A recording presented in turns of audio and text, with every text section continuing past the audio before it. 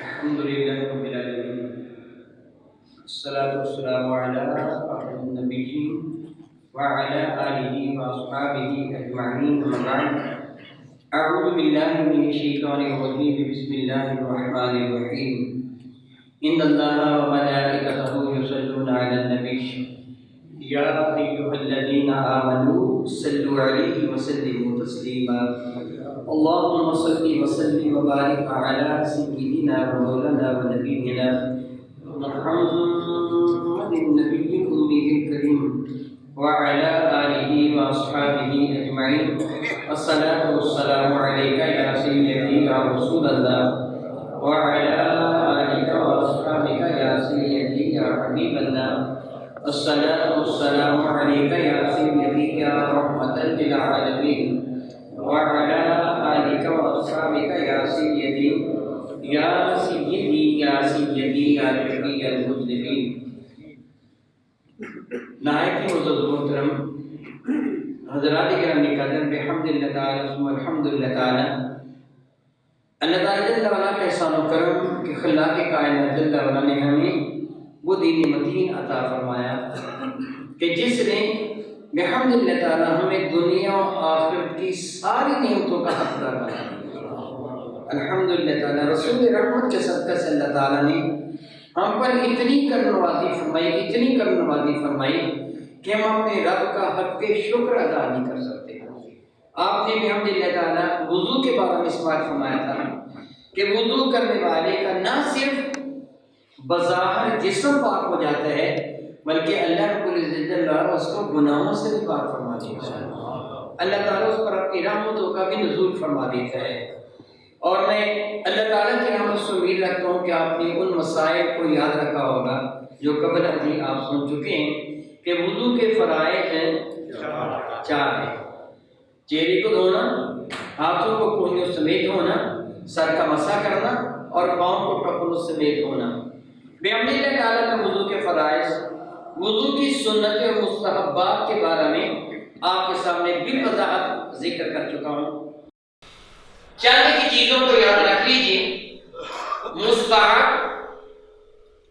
جائز یعنی مباح، سنت، واجب اور فرض، یہ جدا جدا چیزیں ہیں. ایک کراہت ہوتی ہے کہ جو چیز کسی کو پسند نہ آئے، کسی کو ذہنی طور پر وہ چیز ناپسند ہو تو اس کو کہتے ہیں کراہت. یہ لفظ مکروہ سے ہے، کراہت سے ہے کہ کوئی چیز مکروہ محسوس ہونا، طبیعت کو پسند نہ آنا. مکروہ حرام نہیں ہوا کرتا. مکروہ کی 2 قسمیں گنی جاتی ہیں، مکروہ تنزیہی اور مکروہ تحریمی. مکروہ تحریمی حرام کے قریب مکروہ ہوتا ہے. مکروہ تنزیہی وہ حرام نہیں ہوتا لیکن طبیعت اس سے گھن کھاتی ہے. ایک ہی عمل کبھی وہ مکروہ تنزیہی ہوتا ہے اور کبھی مکروہ بھی نہیں ہوتا بلکہ مباح جائز ہوتا ہے. میں اس کی مثال دوں گا. کھانا کھاتے ہوئے اگر آپ اپنے منہ سے لقمہ نکال لیتے ہیں، روٹی کھاتے کھاتے وہ اپنے ہاتھ پہ لے لیتے ہیں، دوبارہ پھر منہ میں ڈال لیتے ہیں، تو آپ کا یہ عمل مکروہ کہلوائے گا. کیا کہلوائے گا؟ عمل حرام نہیں ہے. جو آپ کے منہ میں روٹی چلے گی وہ حرام نہیں ہے. ہاں یاد رکھیے، آپ کے معدے سے جو الٹی آتی ہے وہ ناپاک ہوتی ہے، وضو کو توڑ دیتی ہے. کپڑوں کو لگ جائے تو کپڑے ناپاک ہو جاتے ہیں. کون سی خوراک؟ جو معدے سے آتی ہے. آپ کے منہ کی حد تک آپ کے منہ کے اندر والا پانی، منہ کے اندر والا وہ دودھ، مشروبات، ماکولات، کھانے کی چیزیں وہ حرام نہیں بلکہ جائز ہیں. حرام نہیں بلکہ جائز ہیں. اگر ہم ان کو نکال کر دوبارہ منہ میں ڈالیں تو یہ عمل کیا کہلواتا ہے؟ مکروہ کہلواتا ہے کہ دیکھنے والے کو اس سے گھن آتی ہے. دیکھنے والے کو اس سے گھن آتی ہے.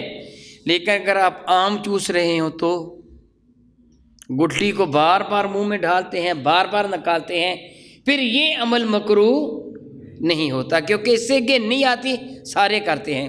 یعنی ایک ہی عمل بعض اوقات وہ مکروہ ہوتا ہے، بعض اوقات مکروہ بھی نہیں ہوتا. جو عمل مکروہ نہ ہو اس سے بچنا، اس کو عمل مستحب کہتے ہیں۔ اس کو کیا کہتے ہیں؟ عمل۔ تو اب وضو کے مستحبات کیا ہوں گے؟ پانی زیادہ ضائع نہ کرنا، ساتھی پر چھینٹیں نہ پڑنے دینا، اور سارے اعضائے وضو کو صحیح ترین طریقے سے دھو لینا، اور وضو کے پانی کے قطرے مسجد کے اندر نہ گرنے دینا، وضو کو مناسب طریقے سے کرنا، وغیرہ وغیرہ۔ یہ سارے اعمال مستحبات میں سے ہو جائیں گے، یعنی کہ ان کا کرنا مستحب ہے۔ جس طرح پچھلی مرتبہ، پچھلی جمعۃ المبارک کو میں آپ کو سمجھا رہا تھا کہ پانی کے قطرے مسجد میں گرانا مکروہ ہے، نہ گرانا کیا ہو گیا؟ مستحب ہو گیا۔ عموماً عمل مکروہ سے بچیں گے تو آپ کو ثواب ہو جائے گا۔ میں نے یہ بتایا تھا کہ کیا عمل کریں گے ہم ہاتھوں کو صاف کرنے کے لیے، چہرے کو صاف کرنے کے لیے، کہ رومال وغیرہ سے، تولیہ وغیرہ سے، کسی کپڑے سے اتنا پوچھیں گے کہ قطرے گرنے بند ہو جائیں، ہاتھوں کی تری باقی رہے، چہرے کے پانی کی تری باقی رہے، اس لیے کہ میرے نبی فرماتے ہیں یہ تری قیامت کے تمہارے نامہ اعمال میں تو لی جائے گی، اور یہ عمل مستحب ہو جائے گا۔ یہ عمل کیا ہو جائے گا؟ مستحب ہو جائے گا۔ رگڑ کر ان کو صاف کرنا مکروہ ہو جائے گا۔ کیا بولا؟ رگڑ کر صاف کرنا، کہ ایک نیکی مل رہی تھی تم نے کیوں نہیں لی، اس لیے یہ عمل مکروہ کہلوائے گا۔ میں امید رکھتا ہوں کہ آپ نے مکروہ اور مستحب کو سمجھ لیا ہے، کہ وہ عمل جو مستحب اس کو چھوڑنا ایک اعتبار سے مکروہ کہیں گے، اور مکروہ سے بچ جانا مستحب عمل کہلوائے گا۔ مطلقاً کسی چیز کا کر لینا جائز ہوگا۔ بطور مثال آپ کو پیاس لگی، آپ بیٹھے ہیں، بیٹھے بیٹھے آپ نے پانی ڈالا گلاس میں اور پی گئے، یہ عمل مباح ہے، نہ ثواب ہے نہ گناہ۔ اگر آپ نے کھڑے ہو کے پانی پیا تو گناہ ہو گیا، میرے نبی کی سنت کے مطابق پیا تو ثواب ہو گیا۔ یعنی ایک عمل ہے مباح، پھر وہ عمل ایک گناہ ہے، کھڑے ہو کے کیا تو مکروہ عمل کر لیا، بیٹھ کر پیا نبی کی سنت کے مطابق پیا تو ثواب ہو گیا۔ یعنی ایک ہی عمل ہے پانی پینا، اور اس کے 3 طریقے میں نے بتا دیے۔ ایک طریقہ مباح ہو گیا، ایک طریقہ گناہ ہو گیا، ایک طریقہ ثواب ہو گیا۔ پانی وہی ہے جو ہم نے پی لیا، پیاس اسی طرح بجھے گی، لیکن جب ہم اپنے عمل کو اعلیٰ ترین طریقے سے ادا کریں گے وہ سنت ہو جائے گا، رف طریقے سے ادا کریں گے مکروہ ہو جائے گا، نارمل طریقے سے ادا کریں گے تو جائز ہو جائے گا۔ سنت مطلقاً 2 طرح کی ہوتی ہے۔ ایک وہ سنت ہے جو غیر مؤکدہ ہے، مؤکدہ کا لفظی معنی ہوتا ہے تاکید کی گئی۔ ایک کا سنت ہوتی جو مؤکدہ ہے، جو کام کر کے میرے نبی نے حکم دے دیا اس کو تم نے نہیں چھوڑنا، ضرور کرنا ہے، وہ ہو جائے گی سنت مؤکدہ۔ اور جس کا حضور نے یوں حکم نہیں دیا وہ ہو جائے گی سنت غیر مؤکدہ۔ اللہ تعالیٰ کا حکم، میرے نبی کا حکم کبھی واجب ہے اور کبھی فرض ہے، وہ انشاءاللہ تعالیٰ آئندہ میں جہاں فرائض اور واجبات کا تذکرہ آئے گا وہاں قدر تفصیل کے ساتھ میں عرض کر دوں گا۔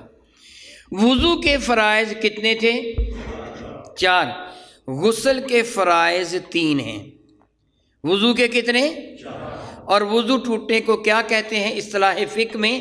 حدث اصغر۔ کیا بلا؟ حدث اصغر، چھوٹی چیز کا ٹوٹ جانا۔ اور جو غسل واجب ہو جو اسے کیا کہتے ہیں؟ حدث اکبر۔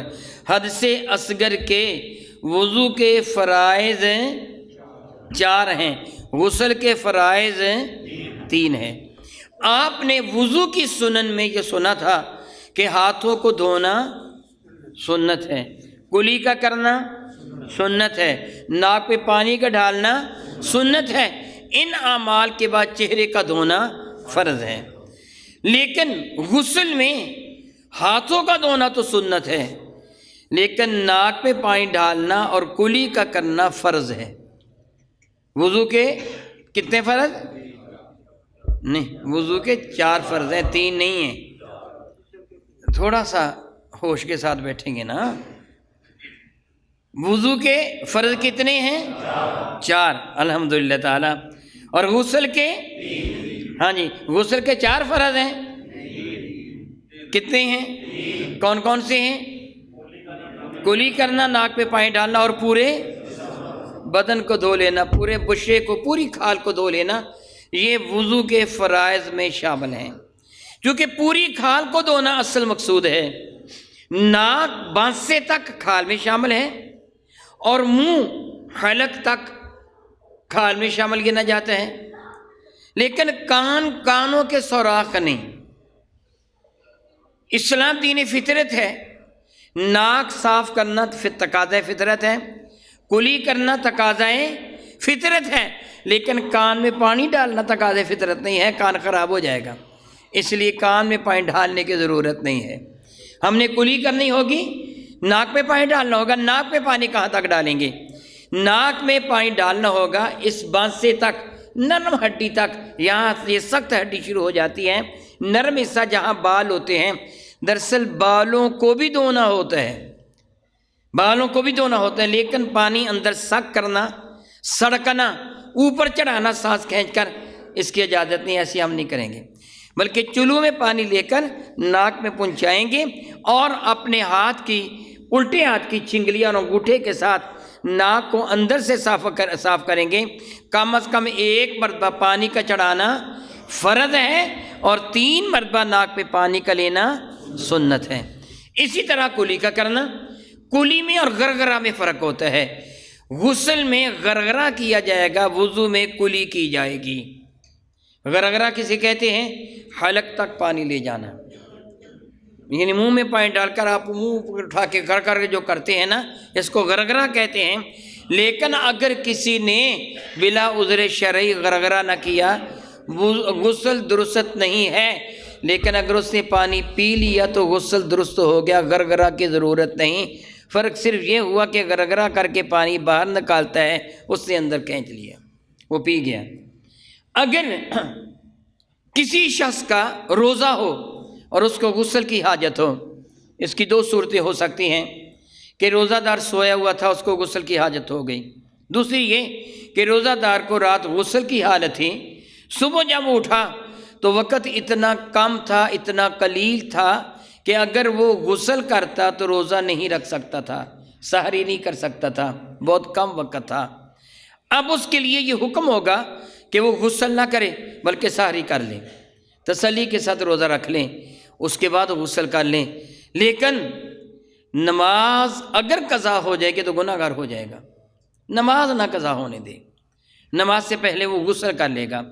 اب اس کو غرغرہ کرنے کی ضرورت نہیں، روزہ دار غرغرہ نہیں کرے گا، کیونکہ روزہ دار غرغرہ کرے گا تو ایسی صورت میں روزے کے ٹوٹ جانے کا اندیشہ ہوگا، بلکہ ٹوٹ جائے گا۔ جب غرغرہ کرتے ہیں تو کچھ نہ کچھ پانی کے قطرے حلق سے نیچے اتر جاتے ہیں، یوں روزہ ٹوٹ جائے گا، اس لیے وہ غرغرہ نہیں کرے گا۔ بلکہ روزہ دار اگر وہ پہلے اس کو غسل کی حاجت تھی، اس نے روزہ رکھا تو پانی تو پیے گا نا، تو پانی کا پینا ہی اس کا غرغرہ ہو جائے گا۔ جہاں تک اس بات کا تعلق ہے کہ اگر کسی کو غسل کی حاجت ہو تو اس کو سونا جائز ہے، کھانا کھانا، پانی پینا جائز ہے۔ میں ابھی بتا چکا ہوں کہ وہ روزہ رکھے گا، کھانا بھی کھائے گا، پانی بھی پیے گا۔ اللہ رب العزت جل وعلا بے شمار رحمت نازل فرمائے صحابہ کرام پر، میرے کریم آقا سے سوال کر کے انہوں نے ہمارے لیے آسانیاں پیدا فرما دیں، سوال کر کے ہمارے لیے آسانیاں پیدا فرما دیں۔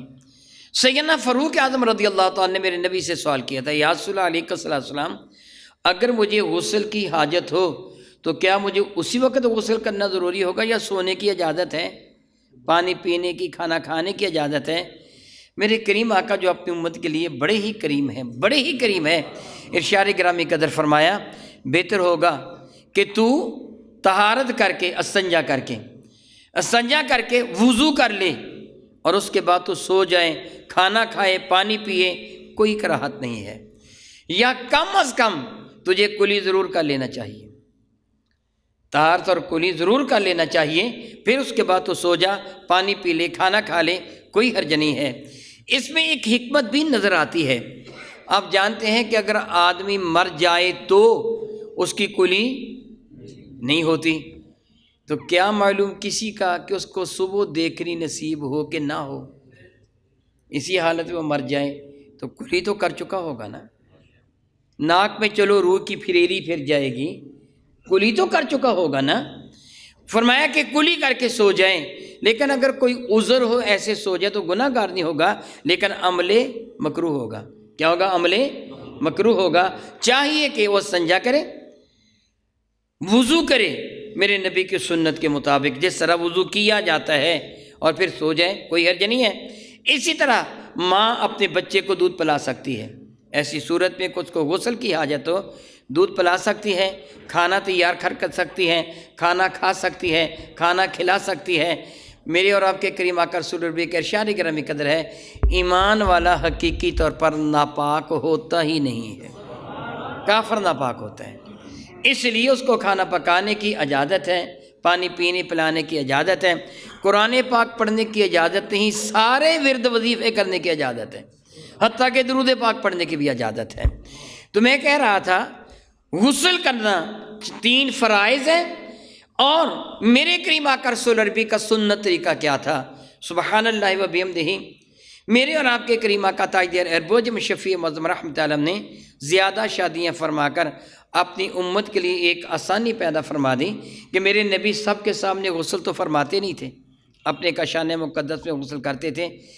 جتنے حیا والے میرے نبی ہیں، اللہ تعالیٰ نے اتنے حیا والا کو پیدا کیا ہی نہیں ہے۔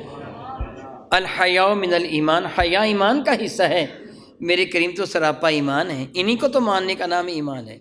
میرے نبی بڑے حیا والے تھے، آپ سن کر شاید حیران ہوں گے، میرے کریم آقا غسل خانے میں بھی تہمد باندھے بغیر غسل نہیں فرماتے تھے، غسل خانے میں بھی تہمد زیب تن فرما کر غسل فرمایا کرتے تھے، حضور اس قدر باحیا تھے۔ میرے اور آپ کے کریم آقا تاجدار اربوجم شفیع معظم رحمۃ اللہ سے امہات المومنین نے پھر نقل کیا میرے کریم آقا کے اس عمل مبارکہ کو کہ پہلے حضور نے کیا فرمایا؟ اپنے مبارک ہاتھوں کو دھویا، استنجا فرمایا، مبارک ہاتھوں کو دھویا، پھر حضور نے عام وضو کی طرح وضو فرمایا۔ اب یہاں میں رک کر اپنی اور آپ کی بات کرتا ہوں، میں جگہ اپنے کریم آقا کے انداز سے ذکر نہیں کر سکتا، نہ میرا ضمیر برداشت کرتا ہے۔ حضور کا حکم کیا ہے؟ پہلے اپنے جسم کو لگی ہوئی نجاست کو دھو۔ یہ نجاست کی نسبت میرے نبی کی جانب نہیں کی جا سکتی، اس لیے میں نے کہا کہ اب میں اپنی اور آپ کی بات کرتا ہوں۔ پہلے جسم کو لگی ہوئی نجاست کو دھوئیں گے جہاں بھی لگی ہو، اس کے بعد پھر استنجا کریں گے، اس کے بعد پھر اپنے کریم آقا کے وضو کے مانند وضو کریں گے۔ اب میرے کریم آقا کی جانب دوبارہ آ جائیے۔ رسول مرشد رحمۃ اللہ وضو فرماتے تھے، وضو فرمانے کے بعد اپنے مبارک گیلے ہاتھوں کو اپنے سر مقدس کے بالوں میں مس کرتے تھے، لمس فرماتے تھے۔ میرے کریم آقا نے بال رکھے ہوئے تھے، عام حالت میں حضور کے بال کانوں کی لو کے برابر ہوتے تھے، لیکن اگر آپ بال کٹوائے کچھ مدت گزر جاتی تو بال تھوڑے لمبے ہو جایا کرتے تھے، عمومی طور پر بالوں کی لو کے برابر تھے۔ اس زمانہ میں یہ ٹوٹیاں نہیں تھیں، شاور نہیں تھے، پانی برتن میں ڈھال کر غسل کیا جاتا تھا، پانی کم استعمال کرتے تھے۔ ہمارے ہاں تو پانی بہت زیادہ استعمال کرتے ہیں، وہاں کم پانی استعمال کیا جاتا تھا۔ میرے کریم آقا اس پانی سے ہاتھ گیلا کر کے بالوں کی جڑوں تک اپنے مبارک ہاتھوں کو ملتے تاکہ بالوں کی جڑوں تک پانی کا پہنچنا آسان ہو جائے۔ پھر میرے اور آپ کے کریم آقا تاجدار اربوجم شفیع معظم رحمۃ عالم اپنے سر مقدس پر یا مبارک کندھے پہ بازو پانی ڈالتے، یہ میرے نبی کی مبارک سنت ہے۔ آپ کتب فقہ میں لکھا یہ دیکھیں گے کہ آخر میں پانی سے پاؤں کو دھو لے غسل کرنے کے بعد۔ یہ ایسی صورت میں تھا جب غسل خانے اس قسم کے ہوا کرتے تھے کہ کچے، جہاں بندہ کھڑے ہو کر غسل کرتا پانی پاؤں میں جمع ہو جاتا تھا، غسل کا سارا پانی پاؤں میں، اور آخر میں پھر دوسری طرف کھڑے ہو کر پاؤں کو دھونا ہوتا تھا کہ پاؤں اس پانی سے آلودہ ہو چکے ہیں۔ آج کل ہمارے ہاں نہیں ہے۔ میرے کریم آقا نے 14 صدیاں پہلے ایک عمل فرمایا جو میں ابھی کہہ چکا ہوں۔ پہلے کیا فرمایا؟ وضو فرمانے کے بعد پھر سر انور میں یہ مبارک کندھے پہ پانی ڈالا۔ آج 1400 سال بعد اس حقیقت کا پتہ چلا کہ انسان کے جسم میں ایک کرنٹ ہوتا ہے، انسان کے جسم میں ایک کرنٹ ہوتا ہے، بجلی کی رو ہوتی ہے 0.5، یہ اس پوزیشن کا کرنٹ ہر انسان کے اندر ہوتا ہے۔ ایک چھوٹا ریڈیو اس کرنٹ سے چل سکتا ہے، اتنا کرنٹ ہر انسان کے اندر ہوتا ہے۔ اگر اس کرنٹ کو مناسب طریقے سے کنٹرول نہ کیا جائے تو نقصان کا اندیشہ ہوتا ہے۔ کیا ہوتا ہے والا؟ نقصان کا اندیشہ ہوتا ہے۔ پرانی بات ہے، تازہ بات نہیں ہے، کئی سال پرانی بات ہے۔ نشاط آباد کے ایک حکیم صاحب میرے پاس تشریف لائے تھے، ان کے صاحبزادہ صاحب ایم اے ہیں، وہ اب بھی کبھی کبھی آتے ہیں، وہ حکیم صاحب اب اللہ کو پیارے ہو گئے ہیں، میرے پاس تشریف لائے تھے، اور حکیم صاحب نے فرمایا تھا کہ میری بیٹی، جوان بیٹی، شاید اس کو کوئی کسر ہو گئی ہے، جن وغیرہ یا کوئی ایسی کسر ہے، یہ ہم عام طور پر جلدی سے کہہ دیتے ہیں اس کو کسی نے کچھ کیا ہے، جادو کیا ہے، ٹونا کیا ہے، جن آ گئے ہیں۔ حقیقت میں ہر جگہ ایسے ہوتا نہیں ہے، ہوتا ہے لیکن ہر جگہ نہیں ہوتا۔ میں نے اس سے پوچھا کہ جی کیا ہوا؟ بیٹی کو انہوں نے چیک کروایا، بیٹی نے اپنے آپ کو آگ لگا لی تھی کپڑوں کو، اور اس کا چہرہ بھی جھلس گیا تھا بیچاری کا۔ حکیم صاحب نے بتایا جی کہ ایسے ہوا تھا۔ میں نے کہا جی ساری مجھے نے ہسٹری آپ بتائیں گے تاکہ میں سمجھ سکوں کہ ہوا کیا ہے۔ انہوں نے بتایا کہ گرمی کا موسم تھا، گھر میں چھوٹا سا تنور انہوں نے بنا رکھا تھا، بیٹی تنور میں روٹیاں لگاتی تھی، گرمی میں شرابور تھی، بھیگی ہوئی تھی، دوپہر کا وقت تھا، روٹیاں لگانے کے بعد اسی طرح غسل خانے میں گئی، شاور چلایا، پھر اس نے چیخ ماری، چیخ مار کر بے ہوش ہو گئی۔ بس اس کے بعد اس کا ذہنی توازن بگڑ گیا اور پھر اس نے اپنے آپ کو آگ بھی لگا لی۔ شاید غسل خانے میں کوئی جن بلا تھی جو اس کو چمٹ گئی۔ میں نے حکیم صاحب کو بتایا کہ حکیم صاحب ماشاءاللہ آپ سمجھدار ہیں، حکیم ہیں، طبیب ہیں، اس بچی کے عمل کی وجہ سے کیا ہوا؟ میرے کریم آقا نے 14 صدیاں پہلے وضو فرمایا تھا، ڈائریکٹ سر پہ پانی نہیں ڈالا تھا۔ شدید گرمی کے موسم میں جب وہ پسینہ میں شرابور تھی، سر پر پانی ڈالا تو ایک عمل ہوا کہ وہ سیل جو تھے ان میں توڑ پھوڑ ہو گئی۔ جس طرح آپ کو میں احساس دلاؤں گا، اگر آپ نے گرم کپ میں فوراً ٹھنڈا پانی ڈالا ہے یا ٹھنڈے گلاس میں فوراً گرم چیز ڈالی ہے تو نتیجہ کیا نکلتا ہے؟ وہ گلاس ہے ٹوٹ جاتا ہے، کپ ٹوٹ جاتا ہے۔ یہی کچھ اس کے ساتھ ہوا تھا، کوئی جن نہیں تھا، کوئی بلا نہیں تھی۔ انہوں نے سمجھا کہ شاید غسل خانہ میں کوئی جن بیٹھا تھا کہ بیٹی نے سر میں پانی ڈالا، ہوا یہ تھا۔ میرے کریم آقا نے 14 صدیاں پہلے وضو کر کے ساتھ دلا دیا، پہلے بدن کو نارمل کر لو پھر سر میں پانی ڈال لو، کبھی بیمار ہو گئے ہی نہیں۔ سبحان اللہ تعالیٰ، کتنا پیارا طریقہ ہے میرے کریم آقا کا۔ ہمارا دین فطرت ہے الحمدللہ تعالیٰ۔ پہلے وضو کریں، ہم کیا کریں گے؟ جس سے پہ لگی پہلے نجاست دھوئیں گے، پھر استنجا کریں گے، پھر اپنے کریم آقا کی سنت کے مطابق ہم وضو کریں گے، اس کے بعد غسل کرنا شروع کر لیں گے۔ سر پہ پانی ڈال لیں یا اپنے کندھوں پہ پانی ڈال لیں، پھر سارے بدن کو دھو لیں گے۔ یہ طریقہ کیا ہوگا؟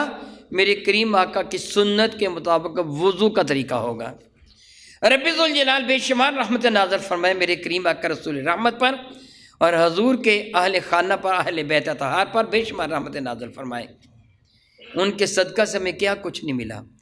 اگر کبھی معاملہ ایسا ہو کہ غسل کرنے سے انسان کو بیماری کے بڑھ جانے کا اندیشہ ہو، یا معاذ اللہ تعالیٰ سمعاذ اللہ تعالیٰ پانی ہی موجود نہ ہو، یا کسی آدمی کے بدن پر پھوڑے پھنسیاں زیادہ ہیں، خاری زیادہ ہے، پانی اتنا ٹھنڈا ہے کہ استعمال کرے گا تو بیمار ہو جائے گا، وغیرہ وغیرہ، تو ان ساری صورتوں میں اللہ تعالیٰ نے ہم کو تیمم کی اجازت عطا فرما دی۔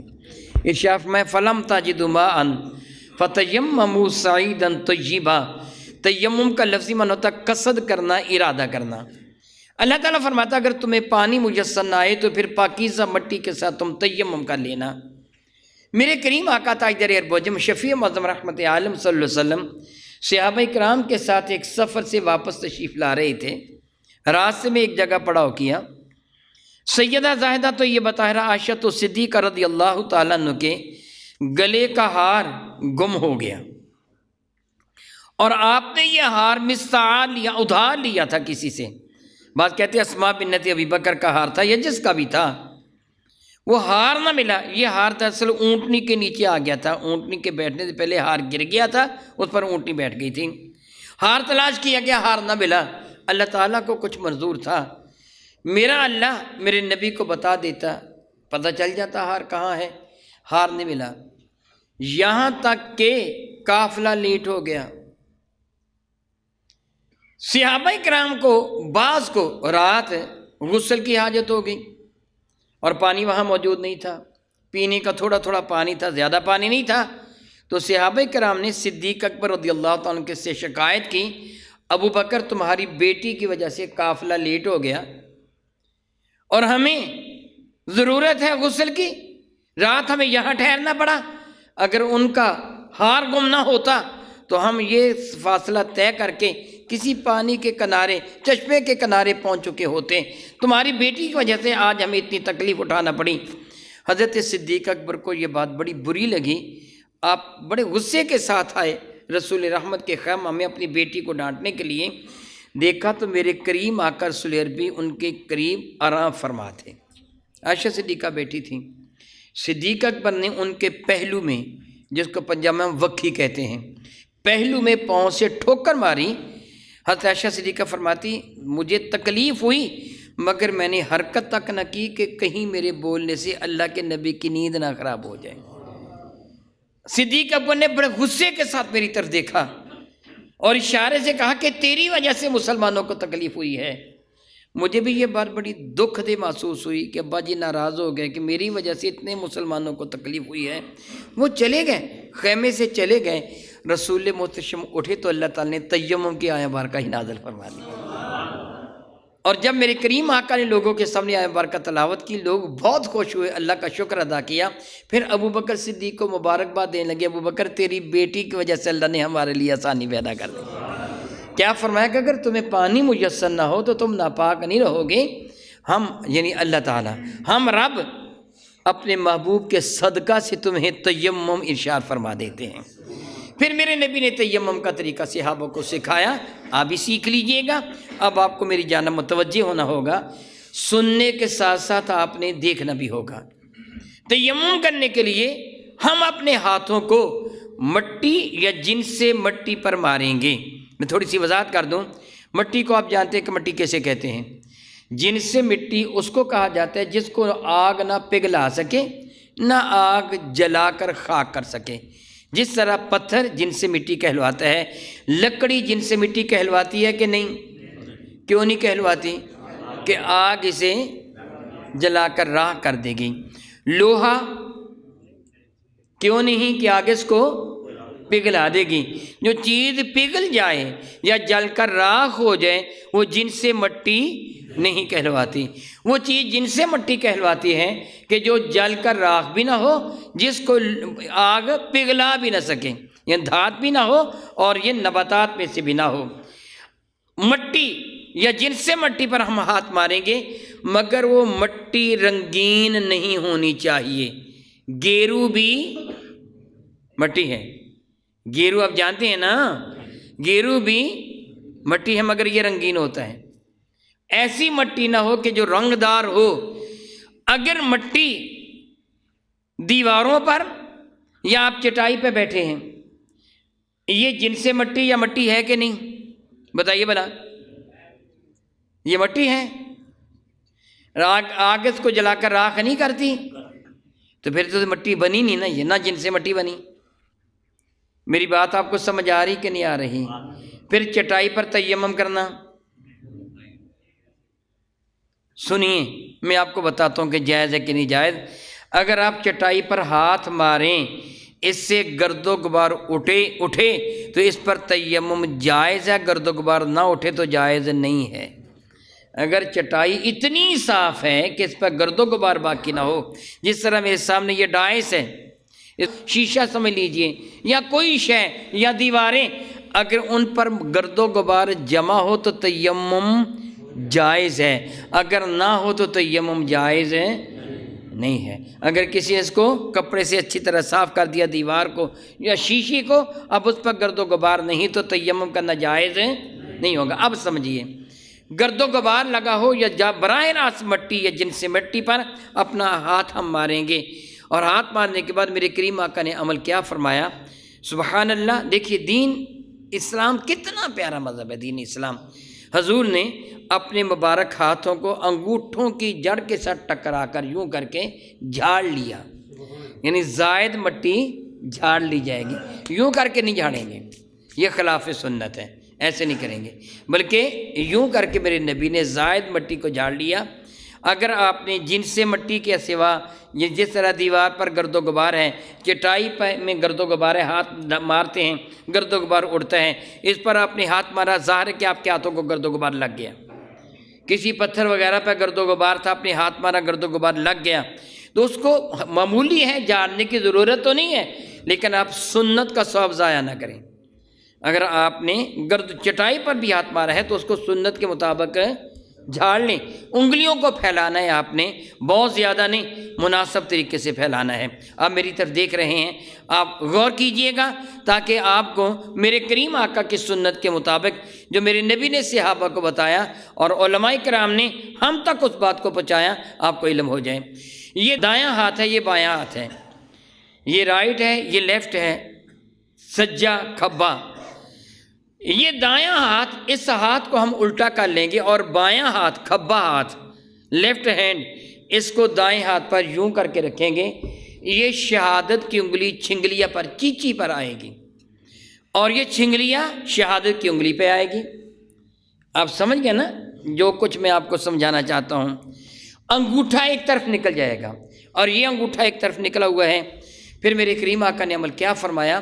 اپنے مبارک ہاتھ کو اس ہاتھ کی پشت پر رکھ کر یوں کر کے کھینچا، اسی طرح حرکت دیے بغیر یوں کر کے کھینچا اور کونی تک لے آئے، پھر ہاتھ کو گھمایا اور اندر کے حصے کو یوں کر کے مس کرتے ہوئے انگوٹھے کی طرف تشریف لے آیا۔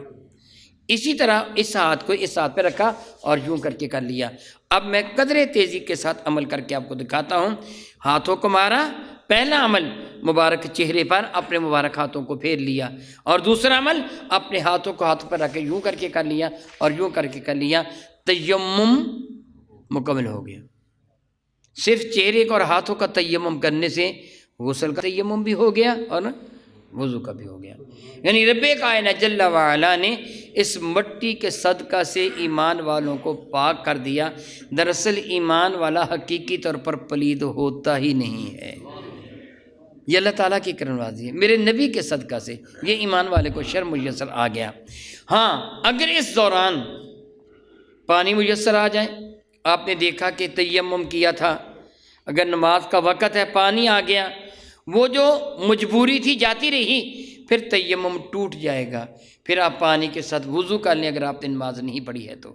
اگر پڑھ چکے ہیں تو پھر دوبارہ وضو دہرانے کی یا نماز دوبارہ دہرانے کی ضرورت نہیں ہے، آپ کی وہ نماز ہو گئی۔ لیکن اگر نماز کی ادائیگی سے پہلے وہ عذر جو پانی کے بارہ میں تھا جاتا رہا، تو اب پھر آپ کو غسل کرنا ہوگا یا وضو کرنا ہوگا۔ میں آپ کو بتا چکا ہوں کہ عذر کیا ہے۔ خدا نخواستہ بیماری بڑھ جائے گی، کسی کو شدید بخار ہے، پانی ٹھنڈا ہے، گرم کرنے کی سہولت موجود نہیں ہے، وہ غسل کرے گا بیماری بڑھ جائے گی۔ اس کے جسم پر معاذ اللہ تعالیٰ پھوڑے پھنسیاں ہیں، زخم ہیں، بیماری کے بڑھ جانے کا اندیشہ ہے، ایسی صورت میں وہ غسل نہیں کرے گا۔ کہیں سفر میں تھے، ویسے آج کل ایسے ہے نہیں ہے، سفر میں ہو اور پانی اتنا قلیل ہو کہ پانی سے غسل کرے گا، پھر پینے کے لیے باقی نہیں بچے گا، پھر بھی اس کے لیے غسل کرنا ضروری نہیں ہے۔ تیمم کے ساتھ پھر بھی انشاءاللہ تعالی آدمی کو اللہ تعالیٰ پاکیزگی عطا فرما دے گا۔ یہ ساری کی ساری رحمتیں میرے نبی کے صدقہ سے میسر آئی ہیں، حضور کی وجہ سے اللہ تعالیٰ نے یہ آسانیاں ہمارے لیے پیدا فرمائیں۔ میں نے کچھ مسائل عرض کیے ہیں، اس سلسلہ میں اگر کسی دوست کو سمجھ نہ آئی ہو اور وہ کچھ پوچھنا چاہتا ہو تو میری طرف سے اجازت ہے، وہ سوال کر سکتا ہے۔ اگر آپ کو سمجھ آ گئی تو الحمدللہ تعالیٰ، اللہ نے چاہا تو کچھ بقیہ مسائل انشاءاللہ تعالیٰ آئندہ جمعۃ المبارک کو میں عرض کروں گا۔ آپ نے ان مسائل کو یاد کرنا ہے اور ہمیشہ کے لیے یاد رکھنا ہے، اور اپنے گھر والوں کو بھی بتانا ہے کہ یہ مسائل اس طرح ہیں اور ان کو اس انداز سے اپنایا جائے گا۔ اللہ تعالیٰ کے حضور دعا کرتا ہوں کہ رب کائنات میرے نبی کے صدقہ سے ہمیں دنیا میں بھی پاکیزہ رکھے، قبر میں بھی پاکیزہ ہی لے کے جائیں، اور قیامت کے دن میں ہمارا حشر پاک لوگوں کے ساتھ کریں۔ آمین ثم آمین، وآخر دعوانا ان الحمد للہ رب العالمین۔